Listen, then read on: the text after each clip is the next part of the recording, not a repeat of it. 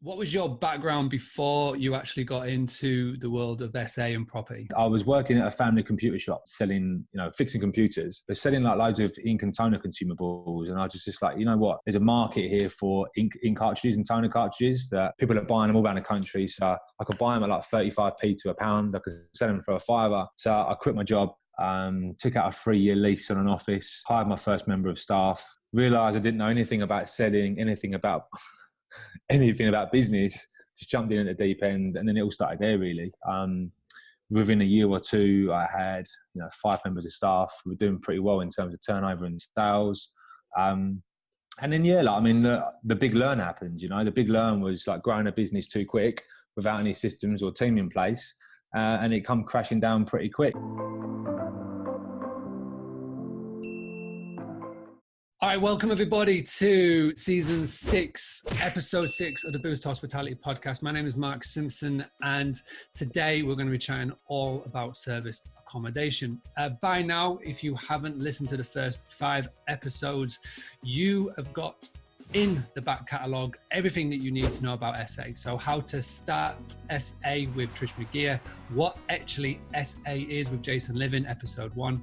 Episode 3 is with David and Amanda Healy on about outsourcing. Episode 4 is with Naeem, we talk about channel managers, and episode 5 was recorded with Elaine Watts, all about networking. So today we're going to go the next step. So you started up an SA business. How do you grow it? And the gent that I've asked to help me with this is somebody that I've been following on social media for the past sort of 6 to 8 weeks, recommended to me by somebody to follow him because he's doing some really good things with him and his business partner.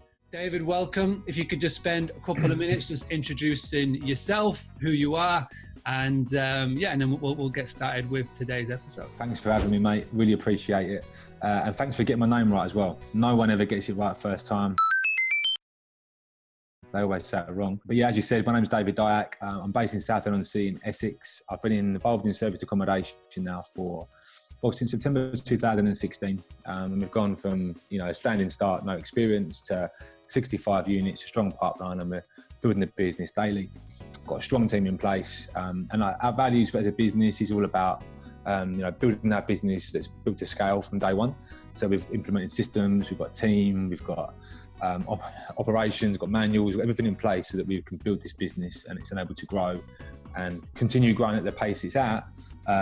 What was how long did it take? What was the process? What was the obstacles that came up in that time? And it's what can you recommend to people that are watching who are pretty much where you were, September 2016? I tell everyone the first deal was your hardest deal. You don't know what to say to agents. You don't know how to position yourself. You don't really feel very confident in what you're doing because you don't know what you're doing or how it really works. You're just trying to sort of share your vision, I guess. So we spent a lot of time sort of door knocking, learning that process. And I always say to my clients, look, whatever you do, whoever you speak to, document it, learn from it. And next time you go back, handle that objection and turn it into a positive and how it benefits them.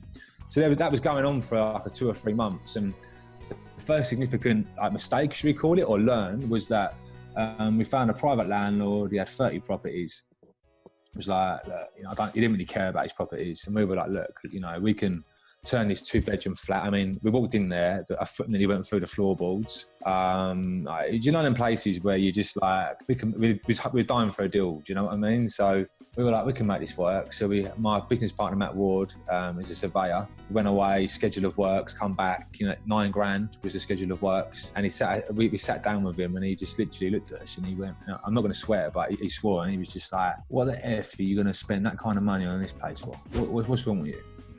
And he'd done us a massive, massive favour because at the time we were like, we're up for it, we were up for it. And he said no. And what that meant was that we left that relationship there, went and met an agent and got our first deal. And I want to transition into how that deal come about, because even down to getting a deal, the agent didn't, they wasn't really sure still what we were doing, but they gave us this upmarket 1 bed, which I'll talk about later on as to why we changed that strategy. But, it was probably a little bit too expensive. But we got there, we made it happen, and then we used that expensive, high-end 1-bed apartment to become our show home, and that enabled us to build our business.